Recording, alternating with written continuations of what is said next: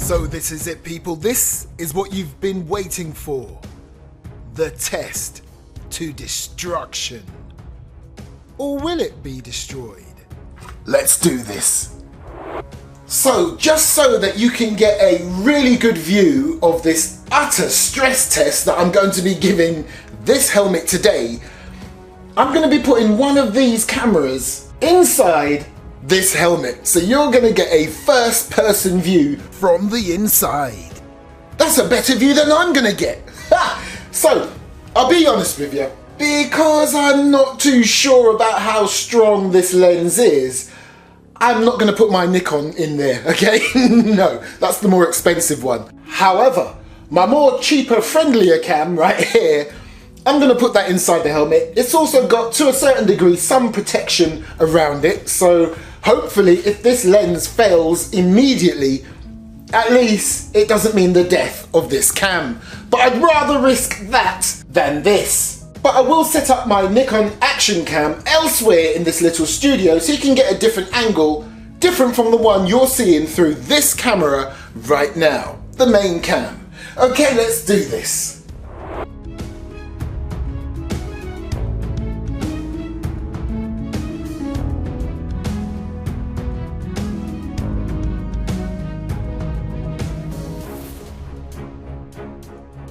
And I also have my main studio camera right opposite that cam and helmet, ready to capture everything.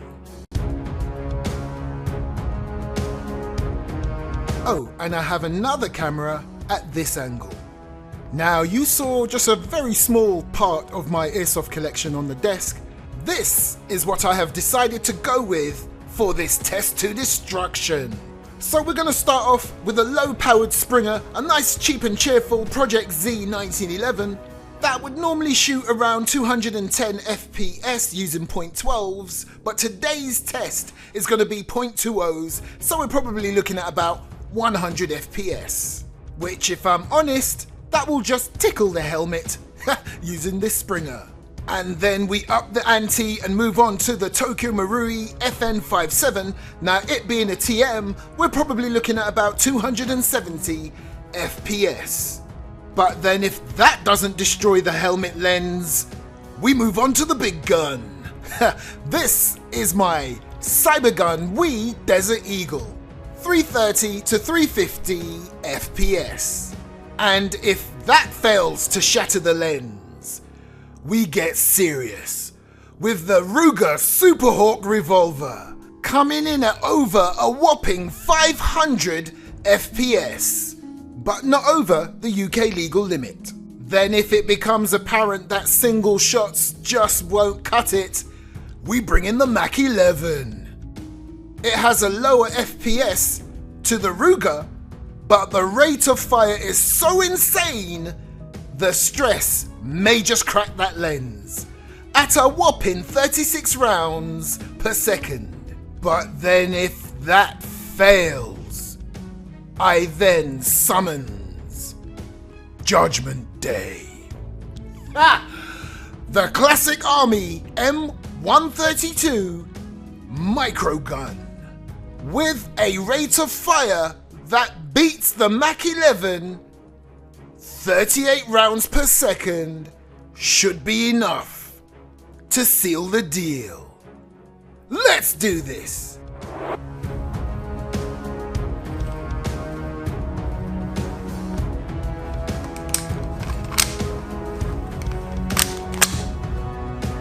So I'm literally just here, just in front of the camera.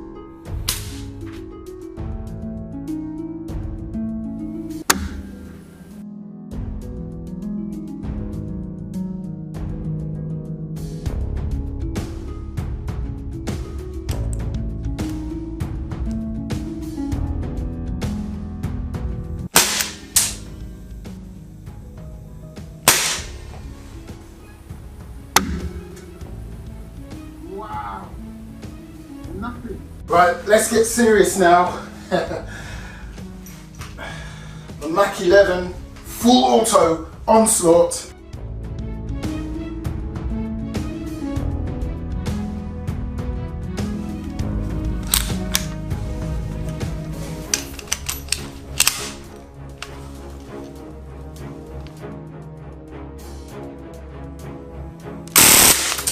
Aha! Let's take a look at that again from inside the helmet.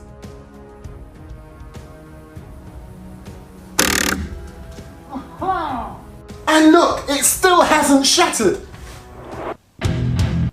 Okay, no more playing around. Let's do this.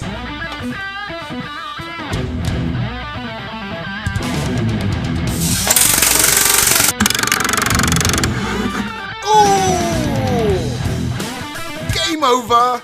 Lens destroyed.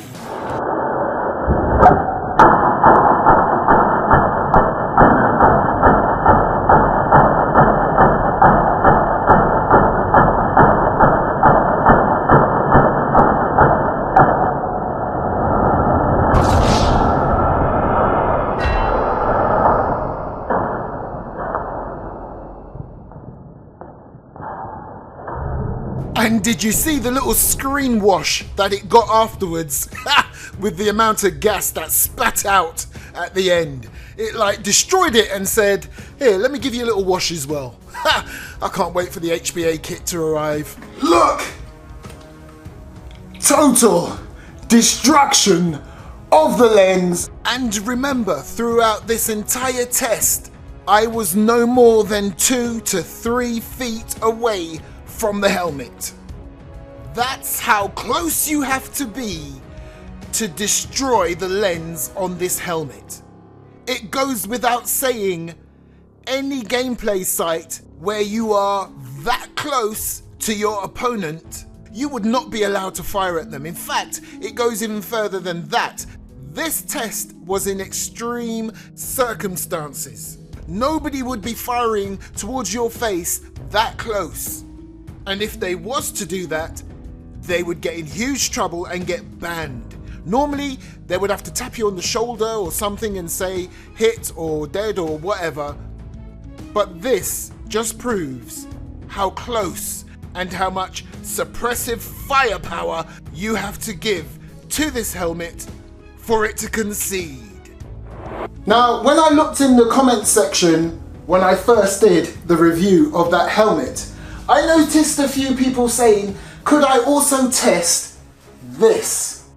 The actual button.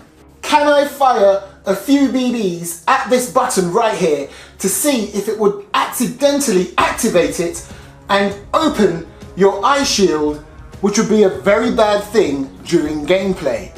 But not if you're wearing other eye pro inside the helmet.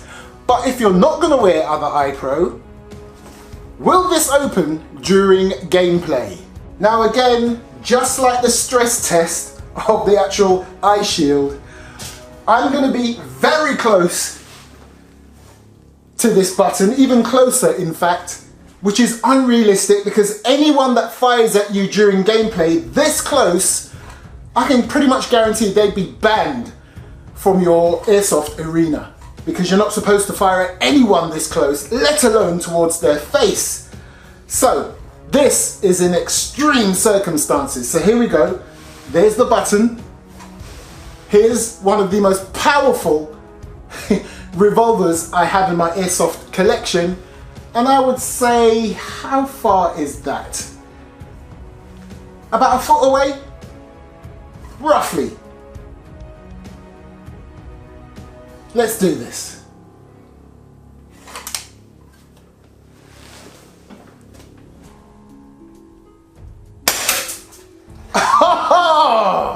Look!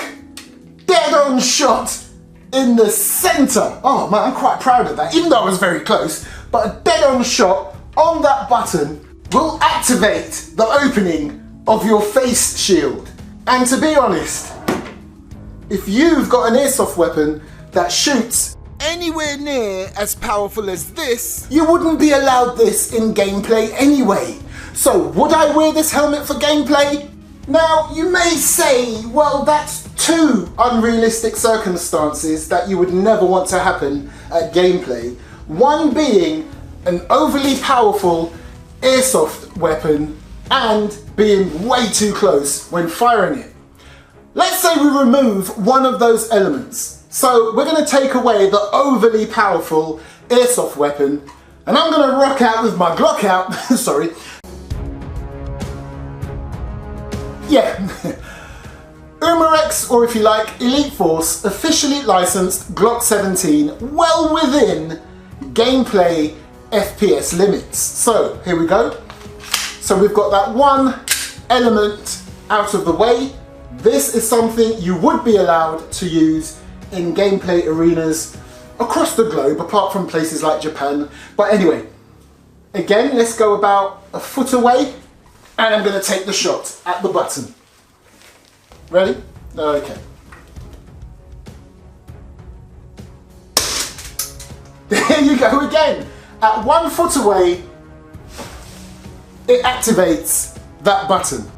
So should I close it up again and take the shot but further away? Here we go. And I'm now going to fire from about this distance right here. And let me see. Right.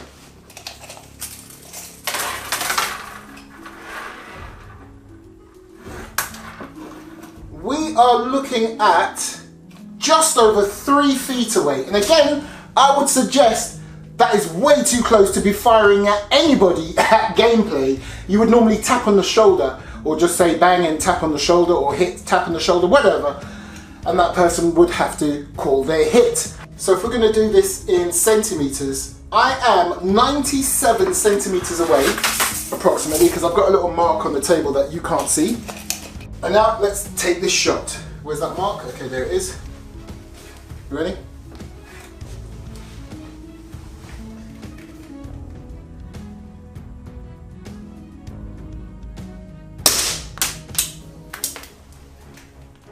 There you go. It didn't open. So let's go again, just in case some of you naysayers think I'm a rubbish shot. Trust me, I did hit the button. Let's go again.